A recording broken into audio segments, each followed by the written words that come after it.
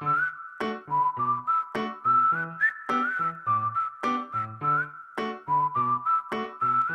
semua, saya Ningade Artayani, absen 16 dari kelas 12 IPS 1.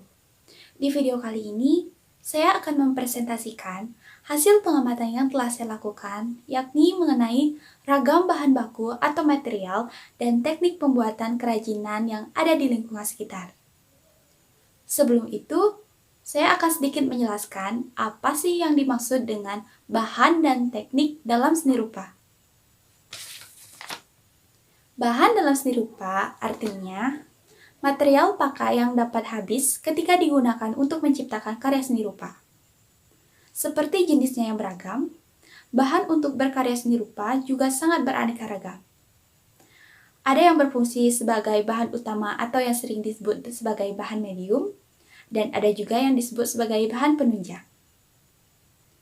Bahan yang digunakan untuk menciptakan karya seni rupa dikelompokkan menjadi 3. Yang pertama ada bahan keras, yang kedua bahan lunak, dan yang ketiga ada bahan liat.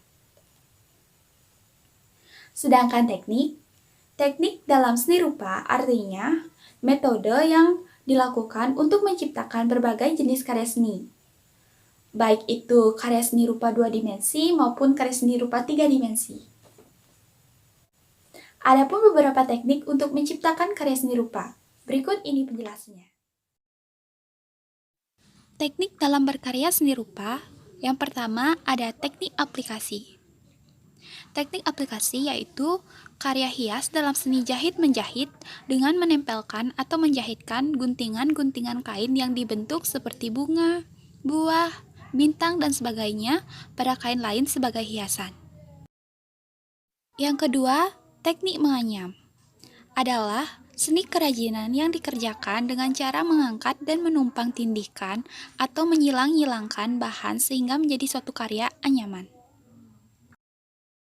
Teknik yang ketiga ada teknik mozaik, yaitu dengan menempelkan benda-benda 3 dimensi yang ditata sedemikian rupa sehingga menghasilkan lukisan. Keempat, teknik merakit adalah membuat karya dengan cara menyambung-nyambung beberapa bagian atau potongan bahan. Caranya disebut merakit, sedangkan hasilnya disebut rakitan. Potongan bahan disambungkan dengan cara dilas, dipatri, diskrup, atau dengan cara yang lain. Yang kelima ada teknik mikrorim.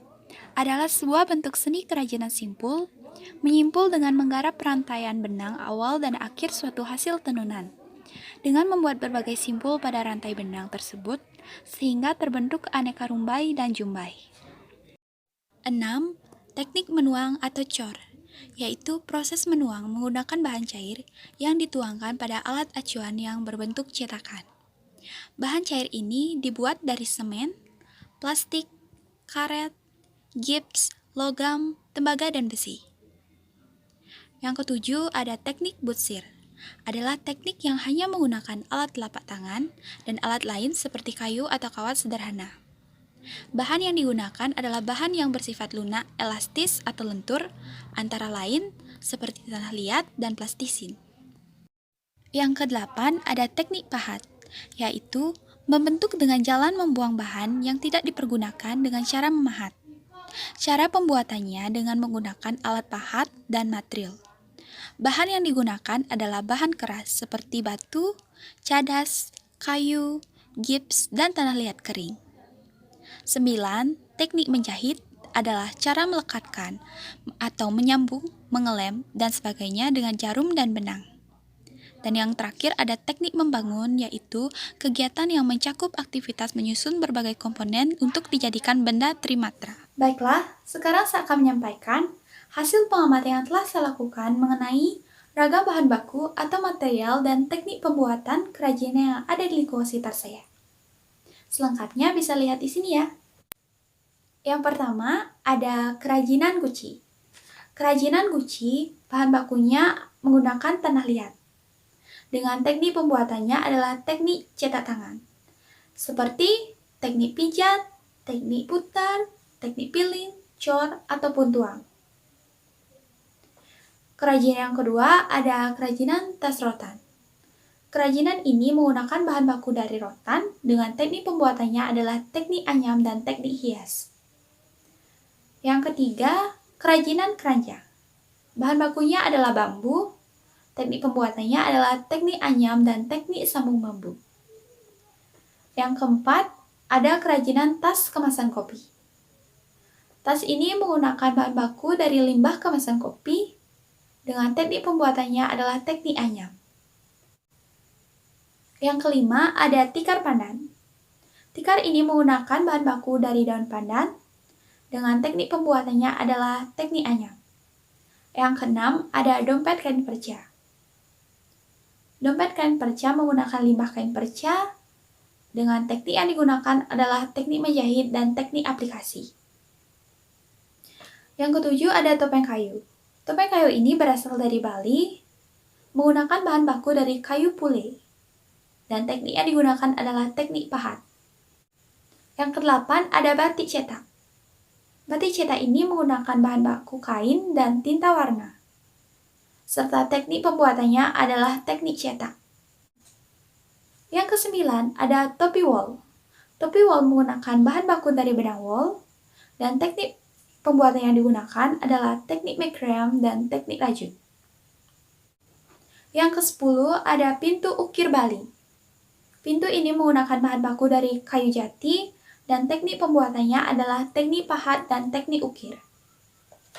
Yang ke-11 ada patung Dewa Dewi, bahan bakunya adalah tanah liat dan teknik pembuatannya adalah teknik butsir. Yang ke-12 ada lemari kayu. Lemari kayu menggunakan bahan baku dari kayu jati dan teknik pembuatannya adalah teknik merakit. 13 ada mangkok dari batok kelapa. Bahan bakunya tentu saja batok kelapa.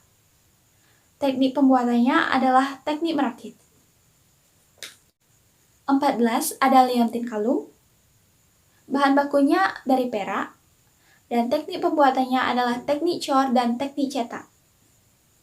15 ada kerajinan celengan tanah liat. Bahan bakunya adalah tanah liat dan teknik pembuatannya adalah teknik cetak. 16 ada keset kain perca. Bahan bakunya adalah limbah kain perca dan teknik pembuatannya adalah teknik anyam.